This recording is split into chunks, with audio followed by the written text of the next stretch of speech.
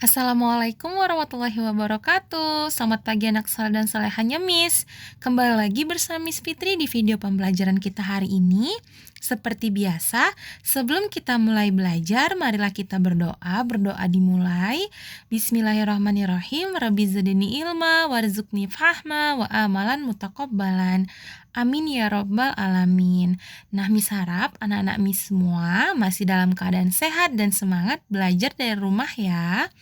Langsung saja kita masuk ke pembelajaran kita hari ini, yaitu tema 6, panas dan perpindahannya, subtema 2, perpindahan kalor di sekitar kita, pembelajaran 1, 2, dan 3. Pernahkah kamu membantu ibumu memasak? Nah, dijawab masing-masing ya nak. Nah, jika kamu membantu ibu kamu memasak, kira-kira alat apa saja ya yang digunakan dan bagaimana prosesnya? Perpindahan panas atau kalor. Tahukah kamu mengapa api kompor dapat memanaskan minyak dalam panci sehingga telur yang ada di dalamnya menjadi matang? Ketika kamu memasak telur, panas dari api kompor berpindah ke dalam panci. Kemudian panas tersebut berpindah ke dalam minyak, sehingga minyak yang menjadi panas dan telur yang ada di dalamnya menjadi matang. Peristiwa tersebut membuktikan bahwa panas dapat berpindah.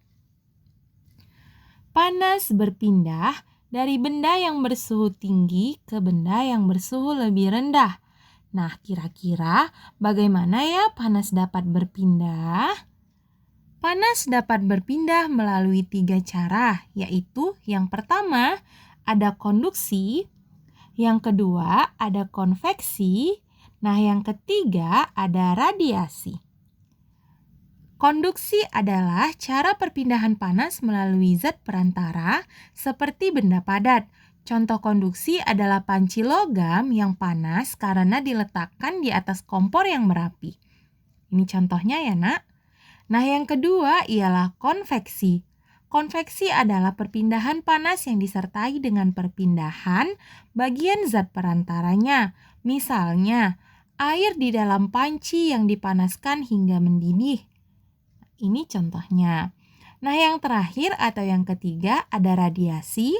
Radiasi adalah cara perpindahan panas dengan pancaran yang tidak membutuhkan zat perantara. Peristiwa radiasi yang terjadi sehari-hari adalah sinar matahari yang sampai ke bumi dan menghangatkan udara serta makhluk hidup di bumi. Nah, ini contohnya ya nak. Jadi radiasi ini tidak memerlukan zat perantara, seperti kamu bisa merasakan panasnya matahari. Selanjutnya kita membahas tentang pola lantai. Pola lantai merupakan garis yang dilalui penari pada saat melakukan gerak tari. Pola lantai ini dilakukan baik oleh penari tunggal, berpasangan, atau penari kelompok. Dalam tarian terdapat 2 pola garis besar pada lantai, 2 pola garis dasar pada lantai, yaitu garis lurus dan lengkung. Pola garis lurus terdiri atas pola lantai horizontal, vertikal, dan diagonal. Ini contohnya ya nak, yang garis lurus ada vertikal, horizontal, dan diagonal. Sedangkan yang ini adalah garis lengkungnya. Kita lanjutkan. Pengembangan pola lantai lurus dapat berupa pola lantai zigzag, segitiga, segi 4, dan segi 5. Ini contohnya. Silahkan kamu amati. Nah, selain garis lurus, terdapat juga pola garis lengkung. Pola ini pun dapat dikembangkan menjadi berbagai pola lantai. Pola lantai itu antara lain berupa lingkaran, angka 8, garis lengkung ke depan, dan garis lengkung ke belakang. Ini contohnya ya nak. Silahkan diamati. Selanjutnya, berikut ini coba kamu perhatikan gambar tarian yang ada di layar. Berikut ini adalah 2 jenis tari daerah yang memiliki pola lantai yang berbeda. Tari pertama adalah tari jaran kepang yang berasal dari Yogyakarta. Tari jaran kepang mempunyai pola lantai gabungan antara pola lantai lurus dan lengkung yang sederhana. Pola lantai yang digunakan pada tari ini antara lain pola melingkar, garis lurus ke depan, dan garis horizontal. Pola lantai pada tari jaran kepang tidak memiliki makna tertentu. Pola lantai dibuat untuk formasi penari. Berbeda dengan tari bedaya semang yang juga berasal dari Yogyakarta. Tari klasik ini mempunyai pola lantai yang sudah tertentu dan mempunyai makna tertentu. Pola lantai yang digunakan pada tari ini pun memiliki nama tertentu seperti gawang jejer wayang, gawang 3-3, gawang perang, dan gawang kalajengking. Coba Nanamis perhatikan. Perburuan di Lamalera tercatat sejak 400 tahun, jauh sebelum Republik Indonesia ada. Menurut peneliti Jepang, Tomoko Egami dan Kotaro Kojima, mereka datang dari Indonesia Timur sekitar abad ke-16. Mereka adalah pemburu hiu, penyu, dan parimanta. Karena lokasi desa ini strategis menghadap halaman depan laut yang dilintasi paus, mereka akhirnya menetap di sini. Ketika menetap, keluarga pemburu ini mulai membangun kontrak sosial dengan warga asli. Mereka harus menyerahkan ikan kepada para pemilik tanah sebagai kompensasi. Anak cucu mereka kemudian berkembang hingga kini populasi di desa Lamalera sekitar 2.000 jiwa.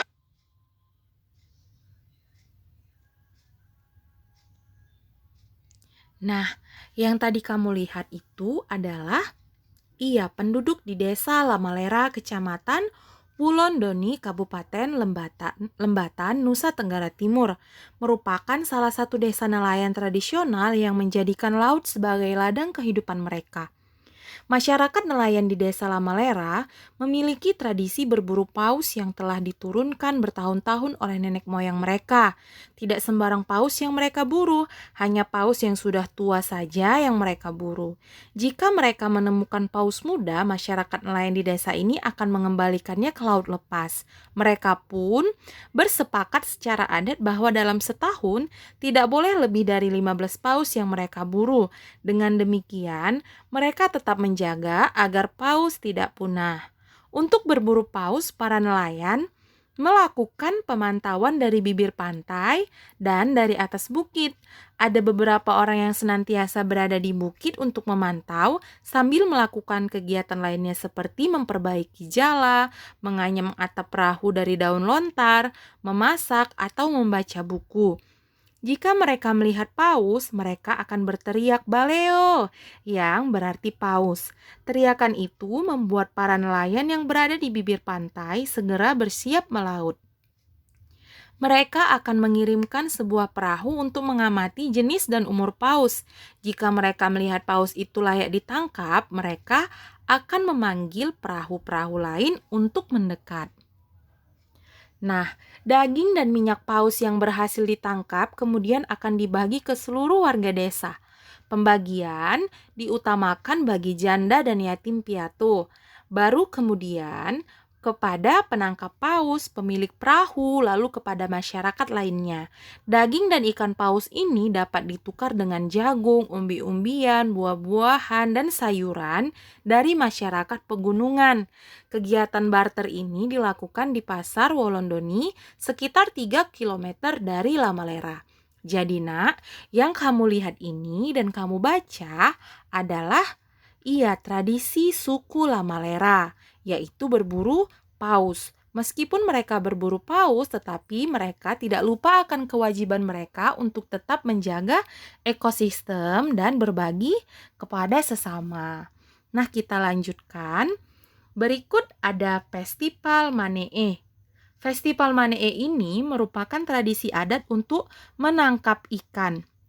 Tradisi ini dilakukan oleh masyarakat Pantai Malo, Kokorotan, Sulawesi Utara. Ritual ini biasa disebut dengan ritual menangkap ikan dengan doa-doa dalam bahasa adat kuno. Mereka berdoa kepada Tuhan Yang Maha Esa agar nelayan mendapatkan tangkapan yang banyak dengan mendapatkan perlindungan agar terhindar dari bahaya. Ritual seperti ini masih dilaksanakan hingga kini. Masyarakat meyakini ritual ini sebagai ucapan syukur dan permohonan perlindungan dari Tuhan Yang Maha Esa. Selain itu, kegiatan ini mengandung nilai-nilai kebersamaan antar anggota masyarakat dan kepedulian untuk memelihara laut sebagai sumber kehidupan masyarakat.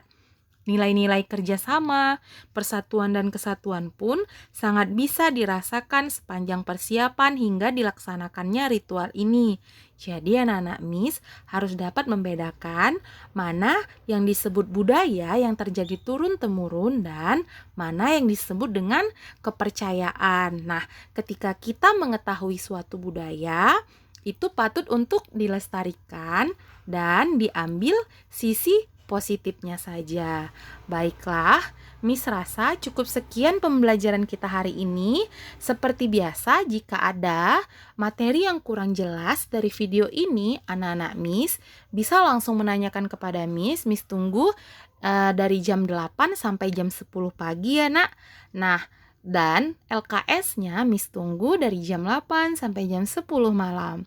Nah, Miss akhiri dengan Assalamualaikum warahmatullahi wabarakatuh. Terima kasih.